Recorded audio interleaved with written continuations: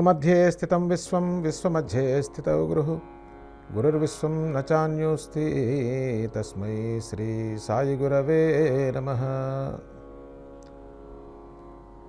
జీవన సత్యం సాయితత్వం కార్యక్రమానికి సాయి భక్తులందరికీ కూడా స్వాగతం. వారి యొక్క ఉపదేశం చాలా గొప్పది అనగానే ఉపదేశము అని ఎప్పుడైతే శ్యామ అన్నాడో హేమాత్ పంత్ మైండ్లో టక్కమని లైట్ వెలిగింది. ఇప్పుడు ఎక్కడి నుంచి వచ్చాడు? సాయిబాబా చేసిన ఉపదేశం ఎవరికి? సాఠేకి. ఆ ఉపదేశం గురించి మైండ్లో లైట్ వెలిగింది. ఉపదేశం అని చెప్తున్నాడు, ఇదేదో నాకు సంబంధించిన లాగా ఉన్నదే అని ఆశ్చర్యపోతాడు. చెప్పండి. ఇలాగే ఒకసారి శ్యామ చెప్తున్నారు. ఎందుకంటే శ్యామకు తెలిసినంతగా సాయిబాబా గురించి ఎవరికి తెలియదంటే ఆశ్చర్యపోకలేదు. మొట్టమొదటి కూడా సాయిబాబా దగ్గర ఉన్నారు కదా. సంగమనేర్ నుంచి రాధాబాయి దేశ్ముఖ్ అనేటువంటి ఒక వృద్ధ భక్తురాలు షిరిడి వచ్చింది ఒకసారి. ఆమె చాలా సన్నగా పుల్లలా ఉంటుంది, చాలా వృద్ధురాలు, పెద్ద ఆమె. బాబా అంతటి మహాత్ముడి దగ్గర నుంచి ఏదైనా ఉపదేశం తీసుకుంటే, ఒక మంత్రోపదేశం తీసుకుంటే కనుక నా జన్మ తరిస్తుంది, ఈ వృద్ధాప్యంలో ఇంతకన్నా నేను కోరదగిందే ఉంది, ఆ మంత్రం చేసుకుంటూ ఈ జీవితాన్ని వదిలేస్తే నాకు ఉత్తమ గతి లేదా సద్గతి లభిస్తాయి అనేటువంటి విశ్వాసంతో షిరిడి వచ్చింది. వచ్చి సాయిబాబాను దర్శనం చేసుకొని వెళ్ళి మొండి పట్టుదల పట్టుకుంది. ఏమని? బాబా తనంతట తాను పిలిచి నాకు ఉపదేశం ఇచ్చే వరకు నేను మంచినీటి చుక్క కూడా ముట్టను అని పట్టుదల పట్టుకుంది. ఇట్లా చాలామంది షిర్డీలో పట్టుదల పెట్టారండి. డాక్టర్ తాను కూడా పట్టుదల పెట్టాడు. బాబా పిలిపిస్తే కానీ నేను రానని. పిలవకుండా తన స్నేహితులు వస్తే సాయిబాబా దర్శనానికి వెళ్తే నేను పిలిచానా, ఎందుకు వచ్చావు అని అడిగారు. గురువు పట్ల పట్టుదల ఎప్పుడు పనికిరాదు. సచ్చరిత్రలో మనకు అనేక ఘట్టాలు దీన్ని తెలియజేస్తున్నాయి. ఎవరు మనల్ని ఉద్ధరించడానికి ఉన్నారో వారి యందు మన పట్టుదల అండి. ఇంకా అనుకోభావం ఎక్కడుంది?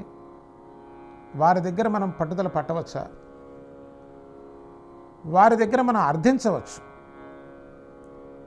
మనం అడగకుండా ఉండలేకపోతే సాయిబాబా నాకు ఇది చేయరా, నాకు ఇది చేస్తారా, నాకు ఇది ఇస్తారా అని అడిగితే ఆయన బోధ చేస్తారు, ఉపదేశాన్ని ఇస్తారు.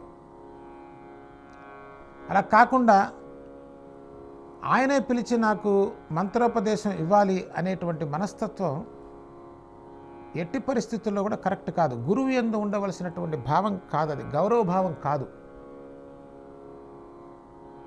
గురువు నిన్ను పిలిచి ఇవ్వడానికి నువ్వేమన్నా మహాత్ముడివా? గురువు నిజంగా నిన్ను పిలిచి ఇచ్చే పరిస్థితి అయితే గురువే నీ దగ్గరకు వస్తాడు. నువ్వు ఎందుకు ఇక్కడ రావడం? ఇక్కడికి వచ్చి గురువు యందు అట్లా మొండి పట్టుదల పట్టరాదు, అస్సలు పట్టకూడదు. బాబాయి చేస్తే కానీ నేను ఇది చేయను. చోల్కర్ కథ వేరండి. చోల్కర్ ఏం పట్టుబట్ల మొక్కుకున్నాడు, ఇది జరిగితే నేను ఇది చేస్తానన్నాడు. అప్పుడు తాను ఆ డబ్బు ఖర్చు కోసం త్యాగం చేశాడు షుగర్ని. దానికి దీనికి సంబంధం లేదు. నేను పిలిస్తే కానీ రాను, నాకు ఇది చెప్తే కానీ. కొంతమంది చాలామంది పట్టుదలతో ఉపవాసాలు చేస్తుంటారు. గురువు పట్ల అది కరెక్ట్ కాదు. దైవం పట్ల అంటే అది ఆరోగ్యరీత్యా కానీ అట్లా అది వేరు, అది వేరు, ఇది వేరు. అందుకోసమే సాయిబాబా ఉపవాసాలు తపవాసాలు అక్కర్లేదని చెప్పారు. ఎందుకు ఉపవాసం? బుద్ధి అంతా కుళ్ళిపోయి నువ్వు అన్నం తినకుండా పొట్ట మార్చుకుంటే ఎవరికి ఉపయోగం? అది నీ జీవన విధానంలో మార్పు రావాలి, కానీ ఆరోగ్యరీత్యా ఉపవాసం చేస్తే అది వేరు. Saibaba is very clear and straight. క్లియర్గా చెప్పారు, మనకెందుకు ఉపవాసాలు తపవాసాలు పక్కన పెట్టు. ఆ ఉపవాసం బదులు నీ మనసులో మార్పు తెచ్చుకో, మంచి మార్గంలో నడు, చక్కగా ఉండు, మితంగా భుజించని చెప్పారు కదా సాయిబాబా. ఉపవాసం వద్దన్నారు కానీ కుంభాలు తినమని చెప్పలే. ఎక్కువ రుచులకు పోవద్దు,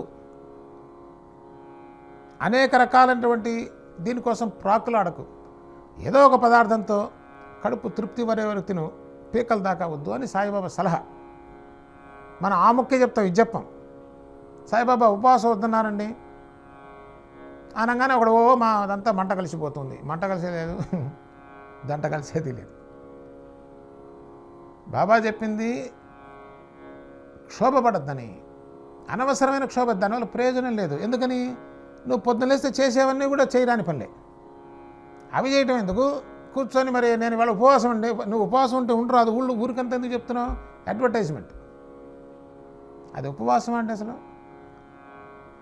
ఆ పనికి మన ఉపవాసాలు వద్దని చెప్పి సాయిబాబా మనకి పెట్టిన ఉపవాసం సైన్స్.